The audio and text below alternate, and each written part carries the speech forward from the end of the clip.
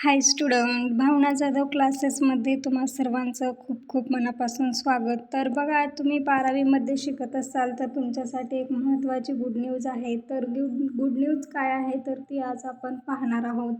त्याआधी जर तुम्ही चॅनेलवरती नवीन असाल तर चॅनेलला सबस्क्राईब करा. व्हिडिओ आवडला तर नक्की लाईक करा.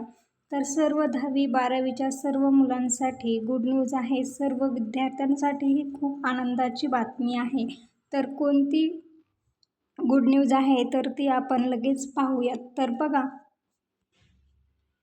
न्यूज अशी आहे की CBSE पॅटर्न इन महाराष्ट्र. आता राज्यातील शाळांमध्ये CBSE पॅटर्न शिक्षण मंत्री दीपक केसरकरांची यांनी मोठी घोषणा केलेली आहे. तर बघा काय आहे तर Maharashtra state board will include CBSE pattern. तर यामध्ये काय चेंजेस केलेले आहेत तर ते तुम्ही आज पहा. नुकतेच झालेल्या पत्रकार परिषदेत दीपक केसरकर यांनी राज्यातील विद्यार्थ्यांना चांगले शिक्षण मिळण्याबद्दल एक आराखडा तयार केला आहे. तर CBSE शाळांचे वेळापत्रक आणि सुट्ट्या वेगळ्या असतात, त्यामुळे आता त्या शाळांप्रमाणे बदल करण्यासाठी शिक्षक संघटनांची चर्चा करण्यात येणार आहे, असे ते यावेळी म्हणाले. तर बघा, जे CBSE state board in Marathi CBSE paper pattern implement in state boards of education Maharashtra. तर महाराष्ट्रातील पालक गेल्या काही वर्षापासून आपल्या मुलांना शिक्षणासाठी केंद्रीय शाळा म्हणजेच CBSE बोर्डाच्या शाळात घालताना दिसत आहेत. तर त्या शिक्षणाकडे राज्यातील पालकांचा ओढा वाढताना दिसत आहे.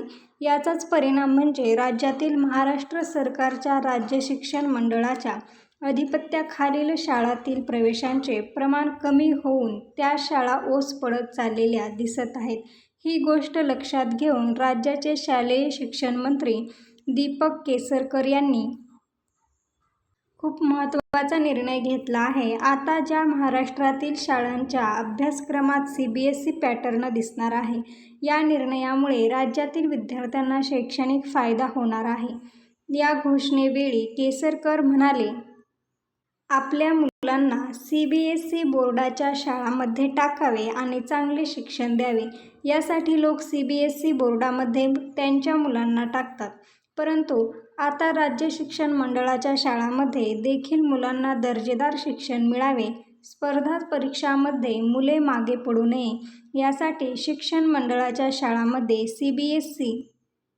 CBSE अभ्यासक्रम शिकवला जाणार आहे. तर ही कोणत्या वर्गासाठी आहे तर बघा, इयत्ता 3री ते 12वीपर्यंत अभ्यासक्रम देखील निश्चित करण्यात आलेला आहे आणि पुढील वर्षापासून राज्य शिक्षण मंडळाच्या शाळांमध्ये हा CBSE पॅटर्नचा अभ्यासक्रम शिकवला जाणार आहे. मुलांना CBSE बोर्डाच्या शाळांमध्ये टाकावे आणि चांगले शिक्षण द्यावे, यासाठी लोक CBSE बोर्डामध्ये त्यांच्या मुलांना टाकतात. परंतु आता राज्य शिक्षण मंडळाच्या शाळांमध्ये देखील मुलांना दर्जेदार शिक्षण मिळावे, स्पर्धा परीक्षांमध्ये मुले मागे पडू नये, यासाठी राज्य शिक्षण मंडळाच्या शाळांमध्ये CBSE हा शिकवला जाणार आहे. तर इयत्ता 3री ते 12वीपर्यंतचा अभ्यासक्रम देखील निश्चित करण्यात आलेला आहे आणि पुढील वर्षापासून राज्य शिक्षण मंडळाच्या शाळांमध्ये हा CBSE पॅटर्नचा अभ्यासक्रम हा शिकवला जाणार आहे. नुकतेच झालेल्या पत्रकार परिषदेत दीपक केसरकर यांनी राज्यातील विद्यार्थ्यांना चांगले शिक्षण मिळवण्याबद्दल एक आराखडा तयार केला असल्याचे सांगितले आहे. CBSE शिक्षण मिळवण्याबद्दल एक आराखडा तयार केले असल्याचे सांगितले आहे. CBSE शाळांचे वेळापत्रक आणि सुट्ट्या वेगळ्या असतात, त्यामुळे आता त्या शाळांप्रमाणे बदल करण्यासाठी शिक्षण संघटनांची चर्चा करण्यात येणार आहे, असे ते म्हणाले. तर या दरम्यान CBSE पॅटर्न असला तरी 11वी आणि 12वीच्या विद्यार्थ्यांसाठी मराठी हा विषय अनिवार्य करण्यात येणार आहे, असे देखील सांगण्यात आले आहे. याआधी 11वी 12वीला मराठी या विषयाला पर्यायी दुसरा